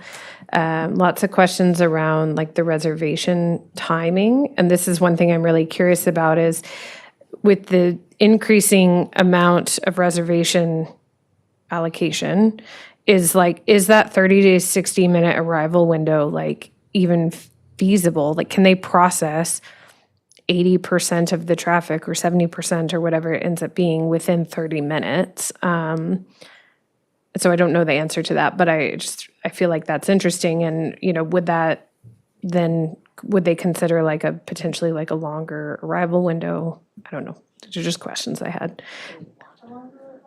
Well, it's more just if it's not like, if it's causing all these backups and this, period of congestion and people feel like they're missing their reservations because, they got there at 40 minutes before, but it took 15 minutes to get through the toll booth. Like that's definitely come up for, in correspondence and with people that I've talked to. So that seems like a concern as if they continue to add more and more reservation capacity. I don't know if that's realistic. So that was kind of just more of a question. And then the other piece on the reservations is, a lot of people still ask, do they still need to show up in that 30 to 60 minute window if it's known that the ferry is, 30 minutes late? Do they show up later or not? And so I think those are just maybe kind of communications pieces that would be good to just get some clarity on. Not that there's necessarily a big fix, but just so that people know and can plan their trips better. Well, it's also an operational thing, because as it stands right now, you do have to be within that window no matter how late the ferry is. So that's not communication though, they need a policy that adjusts to the fact that the ferry's gonna be 30, 45, an hour late, whatever. And then, once that policy has been amended, then a means of communicating that to the people that have those reservations, right? And then someone brought it up earlier, I think it was Rory, about the, how they need space for the reservations in the terminal now. And that was a piece that was also in part of the conversation with the vice president about the bypass backlog. As I know people were taking photos and everything about, and that's probably the biggest thing I said is like, why were you letting the bypass get backlogged when the terminal wasn't full? Why, and we talked about that too during our tour, is sometimes they have inconsistent policies about, and it was especially on the Horseshoe Bay side, they acknowledged they're inconsistent about when they bring as many cars in as possible, or they keep them up on waiting behind the toll booths. And the explanation was because of the higher amount of reservations, is that they need to leave space in the terminal for the reservations to come in. But of course, that backfired on them when everybody was stuck up in the bypass anyway, including people with reservations. But that was, I didn't realize that before. That was interesting, and that because it's such a large amount of reservations are now on the boat, that they have to leave space in the terminal for those reservations to be expedited in, which then obviously doesn't work if they can't even get to the toll booth. But, yeah, hopefully that doesn't happen again. But I guess that kind of helps build the whole terminal redesign, rebuild argument too, because maybe they need to consider that more when if they do a rebuild at the terminal.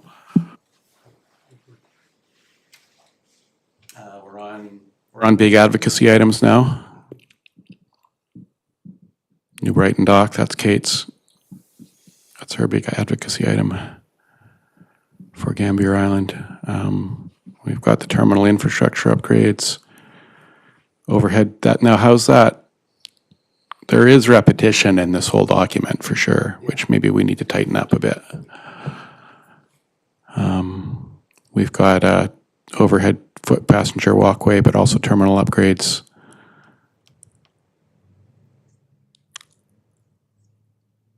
Federal funding and equity. Oh yeah, we've looked at this one before, some of them.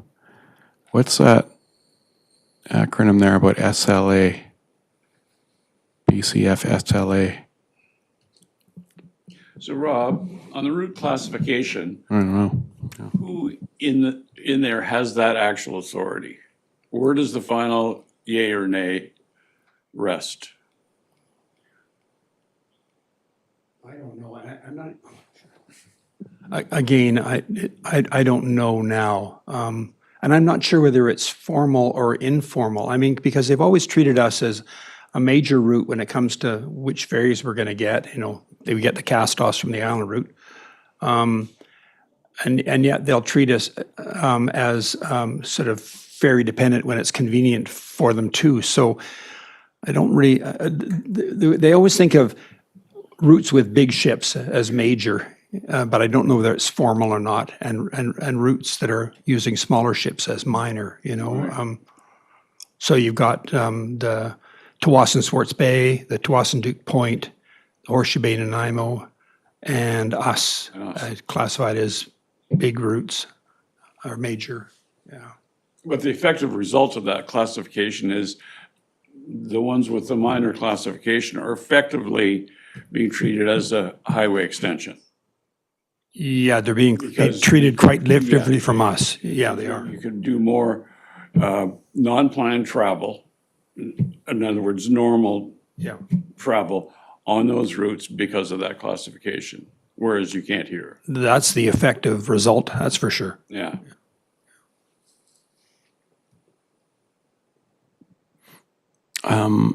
A piece to that too, and I don't know if it appears here somewhere, is Grace's point at the first meeting when she submitted a document for that was, because I mean, I feel the classification is probably something that it has to do with the BC Ferries contract with the provincial government. I think it's both of them need to coordinate on making that decision. But another piece is the minimum service requirements in that contract, which are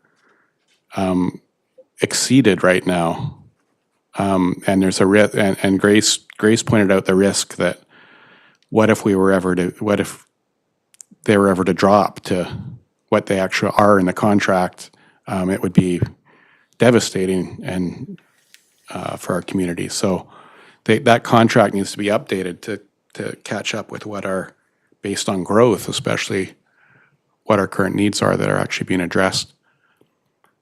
And that came up in the probe 3, or the probe of Route 3 too, because I asked the ferry commissioner, is BC Ferries actually meeting the terms of the contract when all these cancellations were happening?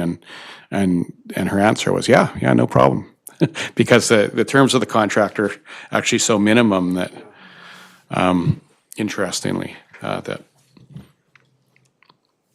they're meeting they're meeting the contract. What else do we have here? To collect and provide, we've got that. Yeah, we talked about that earlier. We've got operational quick wins. I think that's an important one to make sure we've covered off.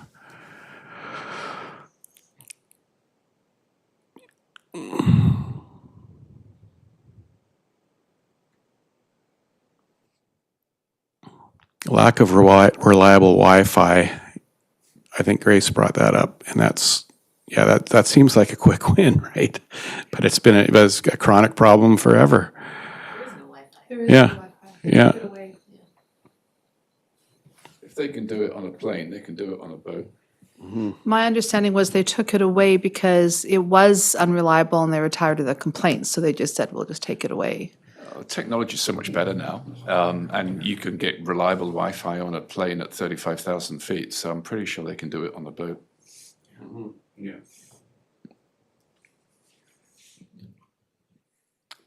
I often just hotspot. Yeah. We do pretty good cell service going across on our route, so. What else do we have here? We provide basic amenities. This sounds more like this is getting more into those weeds that we were talking about with the previous committee, but it's still stuff we need to look after. This is captured in a few places as well, like I think we could do a little bit of consolidation. Okay, on- yeah. On this, like my colleague, like I've been effectively traveling for 3 weeks, so Yeah. we could do a little consolidation, and I think that, yeah, that sort of experience outside of the toll booth on both sides is, I don't know, like, there's an accessibility and sort of like. For sure. some, you know, community health risks associated with being stuck in a hot car without access to Yeah. things, so, yeah, I know we talked about it too, but the terminal tours as well around what's in their control and where they have sort of jurisdiction over some of the properties, but maybe we're thinking at it more. Does anyone know, like, so far this year, I haven't personally heard of a lot of the backups on the Horseshoe Bay side, like above the ticket booth? Has that like come on any, like in where it's hours at a time, or, because it used to be like that? I spent a little while ago, I was there from 1 o'clock until 5 Oh, okay. outside the Yeah. gate. Yeah, it was, and no communication at all. And that's the frustrating thing, I think, for a lot of people. If people knew that they were going to be moved, then they would stay with their car. If they knew that they were going to be stuck there for a while, they'd probably go down to the village and have an ice cream or something, right? I mean, it's just sitting there not knowing that's the issue. Was there any amenities like? No, there's nothing there. Porta-potties or No, there's anything? the porta potties, but I mean, that's it. Yeah. That is an ongoing problem. When was that? I'm just trying to remember. Yeah.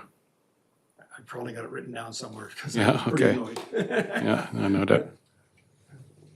Action tracker. We'll finish up the meeting here. We'll just look at that one. Yeah, there's nothing, this one just isn't populated yet because we haven't moved anything over there.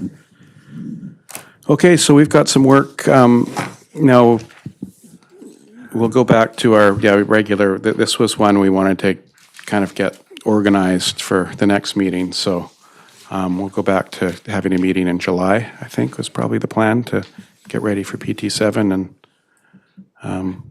And council goes off in August, so I don't expect we'll have a meeting in August where we shouldn't need to have one.